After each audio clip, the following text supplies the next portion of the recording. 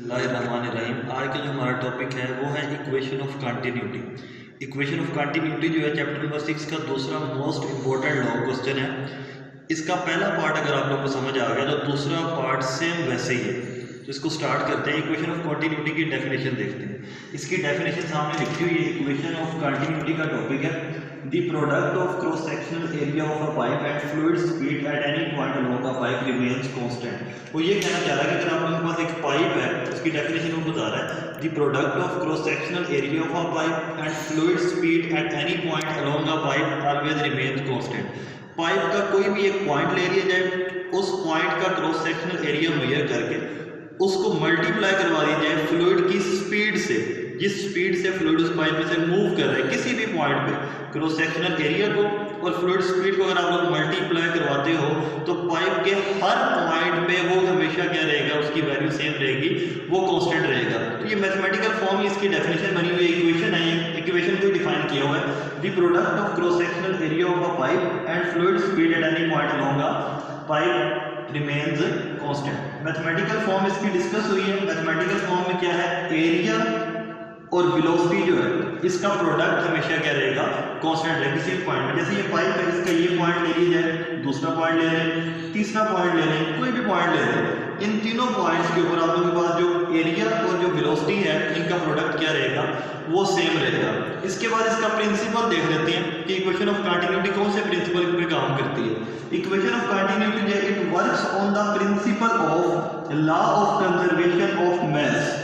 Equation of continuity जो हमारे पास ये law of conservation of mass पे डिपेंड कर रही होती है, उस पर वर्क कर रही होती है। कौन से प्रिंसिपल पे डिपेंड कर रही है, law of conservation of mass पे। इसका मतलब क्या है कि पाइप के हर पॉइंट पे आप लोगों के पास जो मास की वैल्यू होगी वो क्या रहनी है, वो कंजर्व रहनी है। चाहे किस जगह से पाइप का क्रॉस सेक्शनल एरिया ज्यादा हो या कम हो, लेकिन मास हमेशा क्या रहेगा, वो कंजर्व रहेगा। उसके बाद वो बता रहा है, प्रूफ इसका डिस्कस कर रहा है। इसका प्रूफ जो आप लोगों ने करना है, उसमें आप लोगों ने सबसे पहले जो बात है कंसीडर करना है, कंसीडर एक पाइप आप लोग कंसीडर कर रहे हो of non uniform cross section area. एक पाइप कंसीडर कर रहे हो, उसका एरिया क्या है, वो नॉन यूनिफॉर्म है, उसका एरिया यूनिफॉर्म हमारे पास नहीं है। एरिया नॉन यूनिफॉर्म होने का मतलब ये है कि पाइप किसी एक एंड से उसका क्रॉस सेक्शनल एरिया कम हो सकता है, उसके दूसरे एंड पे उसका क्रॉस सेक्शनल एरिया क्या हो सकता है, ज्यादा हो सकता है। तो यहाँ पे जो है आप लोगों को क्लियर नजर आ रहा है। अब पाइप को अगर देखा जाए, इसका जो पहला एंड है यहाँ पे क्रॉस सेक्शनल एरिया इसका क्या है, कम है, जबकि यहाँ पे क्रॉस सेक्शनल एरिया क्या है, ज्यादा। इसको हमने नाम दिया हुआ है लोअर एंड का, इसको नाम किसका दिया हुआ है, अपर एंड का। और उसके बाद लोअर एंड पे अलग कैलकुलेशन करेंगे, अपर एंड पे अलग कैलकुलेशन करेंगे, दोनों इक्वेशन को कंपेयर करेंगे और एंड पे यही result A B is equal to constant हम लोग क्या कर देंगे, ड्राइव कर देंगे। यहाँ पे आप लोगों ने अब देखना है नेक्स्ट क्या है, आइडियल फ्लूइड इज फ्लोइंग। हम कंसीडर कर रहे हैं कि इस पाइप में से जो हमारे पास फ्लो कर रहा है फ्लूइड, वो कौन सा फ्लूइड है, वो है आइडियल फ्लूइड। वो कौन सा फ्लूइड है, आइडियल फ्लूइड। अब इसमें देखा जाए एट लोअर एंड, पहले हम इसका लोअर एंड कंसीडर कर रहे हैं। लोअर एंड जो है उसको हमने कंसीडर कर दिया कि इसका ये फर्स्ट एंड है। कौन सा एंड है, लोअर एंड। अब मैं कहता हूँ एरिया ऑफ क्रॉस सेक्शन। अब ये जो एरिया ऑफ क्रॉस सेक्शन आप लोगों को ये जो ग्रीन कलर में नजर आ रहा है, इस लोअर एंड का एरिया ऑफ क्रॉस सेक्शन जो है ये क्या है, A1। नेक्स्ट क्या है, distance travelled by the fluid. अब इस एरिया में से जो फ्लूइड पास करके जा रहा है किसी time interval, very small time interval delta T में, एक फ्लूइड जो है जिस पॉइंट से पास करके जा रहा है, सपोज यहां तक मूव करके गया, उसे टाइम डेल्टा टी लगा है, उसने जो डिस्टेंस ट्रेवल किया है उसकी वैल्यू कितनी आ रही है हमारे पास, वो डेल्टा x1 वैल्यू आ रही है। कितनी वैल्यू आ रही है, डेल्टा x1। लोअर एंड पे एरिया A1 आ गया, distance travelled by the fluid delta x1 आ गया, टाइम उस फ्लूइड को कितना लगा है, डेल्टा टी।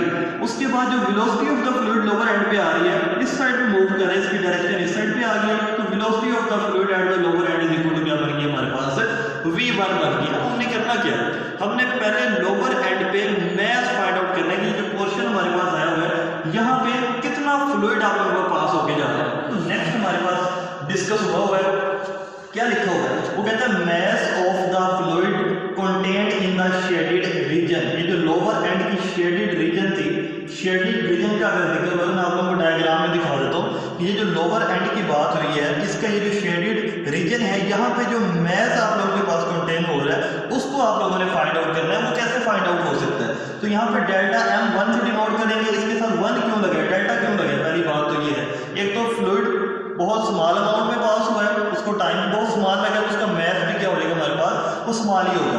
तो यहाँ पे डेल्टा एम 1 इसलिए लगा कि हम लोअर एंड की बात कर रहे हैं, 1 किसको डिस्कस कर रहा है, लोअर एंड को। तो यहाँ पे ये पार्ट आप लोगों ने समझ लेना है। नेक्स्ट पार्ट बिल्कुल इसी तरह रिपीट हो जाएगा, कॉपी पेस्ट है। तो यहाँ पे लिखा हुआ है we know that density is equal to क्या है, मास ओवर वॉल्यूम। जो डेंसिटी होती है वो किसके बराबर होती है, मास ओवर वॉल्यूम के बराबर होती है। ये पहले भी टर्मिनल वेलोसिटी में ये रिलेशन मैंने यूज किया, इधर भी वही सेम रिलेशन यूज हो रहा है। यहाँ से डायरेक्ट वहां पे भी हमने निकाला था, अगर मास को निकालना है वॉल्यूम उधर जाके मल्टीप्लाई हो जाएगा, तो मास इज इक्वल टू क्या आ जाएगा, डेंसिटी मल्टीप्लाइड बाय वॉल्यूम आ जाएगा। तो यहाँ से अब लोअर एंड की अगर बात हो रही है तो ये तीनों चीजें मैंने यहाँ पे लिख दी है। वॉल्यूम की अगर बात की जाए, वॉल्यूम कैसे आएगा, अब ये लोअर एंड के वॉल्यूम की बात हो रही है, क्योंकि हेडिंग हमने कौन सी दी हुई है, लोअर एंड की। वॉल्यूम अगर लोअर एंड का आप लोगों ने निकालना है तो जो लोअर एंड का वॉल्यूम आएगा वो यहाँ से आप लोगों को वॉल्यूम आ जाएगा। इस एरिया को, ये जो एरिया दिया हुआ है लोअर एंड का A1 और ये जो डेल्टा x1 आप लोगों के पास जो डिस्टेंस दिया हुआ है, इन दोनों को अगर हम लोग क्या कर दें, मल्टीप्लाई कर दें, तो हमारे पास क्या बन जाएगा, वॉल्यूम। कैसे पता चलेगा वॉल्यूम बन जाएगा, एरिया का यूनिट क्या होता है, मीटर का स्क्वायर, मल्टीप्लाई जब हो जाएगा इस डिस्टेंस मीटर से, तो ये किसके इक्वल हो जाएगा, मीटर के क्यूब के। तो मीटर क्यूब किसका यूनिट होता है, वॉल्यूम का यूनिट होता है। तो यहाँ पे आप लोगों के पास लोअर एंड का क्या बन जाएगा, वॉल्यूम। तो वॉल्यूम जो बना हुआ है उसमें एक तो एरिया मल्टीप्लाई हो रहा है डायरेक्ट किसके साथ, डिस्टेंस के साथ, लोअर एंड के। तो यहाँ पे वॉल्यूम की अगर बात की जाए, वॉल्यूम इज इक्वल टू क्या आ गया, area A1 multiplied by distance क्या है, ये डेल्टा x1 है।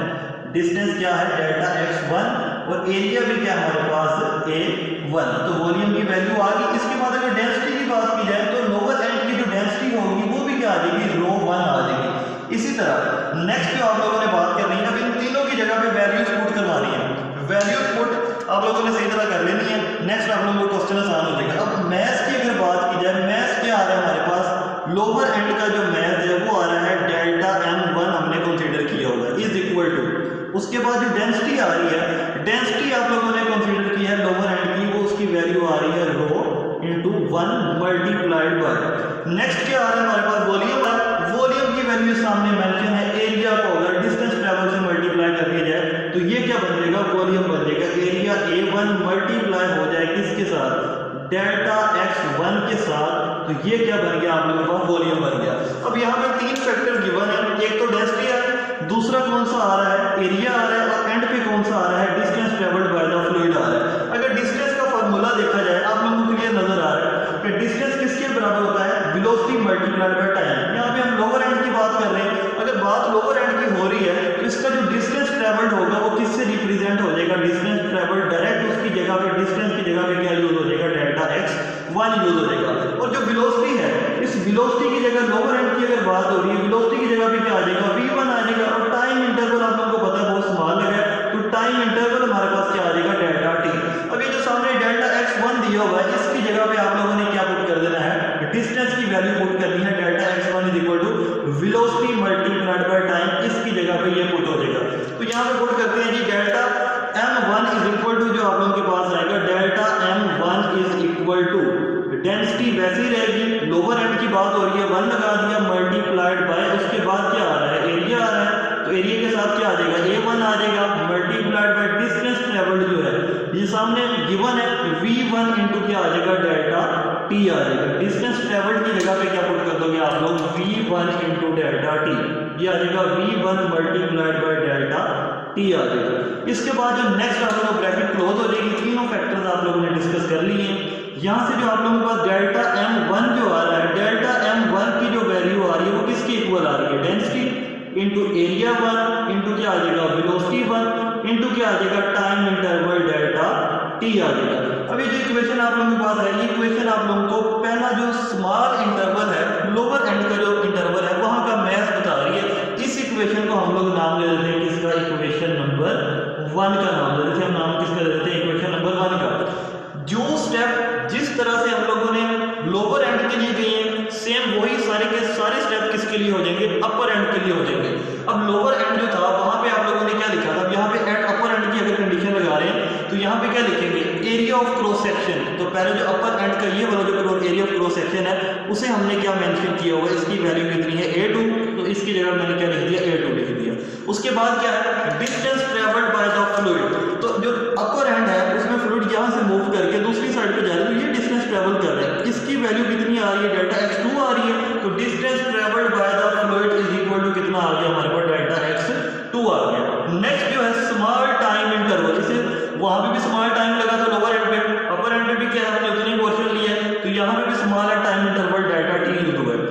बाद अगर बात की जाए वेलोसिटी ऑफ द फ्लूइड, तो यहाँ पे जो अपर एंड पे वेलोसिटी ऑफ फ्लूइड आ रही है वो यहाँ से फ्लूइड मूव करके जा रहा है, उसको हमने किससे रिप्रेजेंट करवाया, v2 से। अपर एंड की वेलोसिटी क्या आ जाएगी, v2। लोअर एंड पे सारा 1 यूज हुआ था, अपर एंड पे सारे का सारा क्या यूज हो रहा है, 2 यूज हो रहा है। नेक्स्ट वही स्टेप जैसे यहाँ पे हुआ था, आप लोगों ने लिखा था mass of the fluid content in the shaded region, तो लोअर एंड पे डेल्टा m1 लिखा था। यही लाइन अब नेक्स्ट रिपीट होनी है, क्या लिखा हुआ है, वही लाइन दोबारा रिपीट हुई है, mass of the fluid in the shaded region, और जो मास है डेल्टा m की जगह सिंपल क्या आ गया है, m2। जैसे यहाँ पे आप लोगों ने लिखा था we know that density is equal to mass over volume, same उसी तरह क्या हुआ है, डेंसिटी इज इक्वल टू क्या आ जाएगी, मास ओवर वॉल्यूम। उसके बाद जैसे यहाँ पे दूसरा स्टेप आप लोगों ने किया था, mass is equal to density multiplied by volume, इधर भी वही स्टेप होगा, mass is equal to density multiplied by volume. यहाँ पे जैसे आप लोगों ने लिखा था volume is equal to a1 delta x1, इधर भी क्या लिख दोगे, volume is equal to a2 delta x2, इधर क्या लिखा था, density is equal to rho into 1, यहाँ पे क्या आ जाएगा, density is equal to rho into 2। उसके बाद डिस्टेंस का फार्मूला यहाँ पे क्या लिखा था, distance is equal to v multiplied by t। यहाँ पे जो डिस्टेंस का फार्मूला आ रहा है वो क्या आ जाएगा, v मल्टीप्लाइड बाय t। इसको रिप्लेस करवा दोगे, जैसे यहाँ पे आप लोगों ने रिप्लेस करवाया था, s की जगह पे डेल्टा x1 था, v की जगह पे v1 और t की जगह पे डेल्टा t। सेम इसी तरह ये जो डिस्टेंस है, यहाँ पे s की जगह पे आप लोगों ने क्या रिप्लेस करवा देना, डेल्टा x2, v की जगह पे क्या आ जाएगा, v2 और t की जगह पे आप लोगों के पास क्या आ जाएगा, डेल्टा t। उसके बाद जैसे इधर आप लोगों ने वैल्यू पुट की थी कि mass is equal to density multiplied by volume की, इसी तरह इधर वैल्यू पुट हो जाएगी। तो यहाँ पे जो मास है इसकी जगह पे क्या आ जाएगा, डेल्टा m2 आ जाएगा, डेंसिटी की जगह पे क्या आ जाएगा, डेंसिटी 2 आ जाएगी, क्योंकि अपर एंड डिस्कस हो रहा है। वॉल्यूम की अगर बात की जाए तो वॉल्यूम की जगह पे क्या आ जाएगा, एरिया 2 इनटू क्या आ जाएगा, डेल्टा x2, तो यहाँ पे आ जाएगा एरिया 2 इनटू डेल्टा x2 आ जाएगा। उसके बाद अगर डिस्टेंस की वैल्यू की बात की जाए, जो डेल्टा x2 आप लोगों ने लिखा हुआ है, इसकी वैल्यू किसकी इक्वल है, v2 इनटू डेल्टा t। तो यहाँ पे delta m2 is equal to rho two area two delta x2। अब डेल्टा x2 की वैल्यू पुट कर दी मैंने, यहाँ पे v2 इनटू क्या आ गया, डेल्टा t। इन तीनों को मल्टीप्लाई कर दो, तो delta m2 is equal to क्या आ जाएगा, rho two area two v2 delta t। इसे हमने क्या बोल दिया, इक्वेशन नंबर 2 है।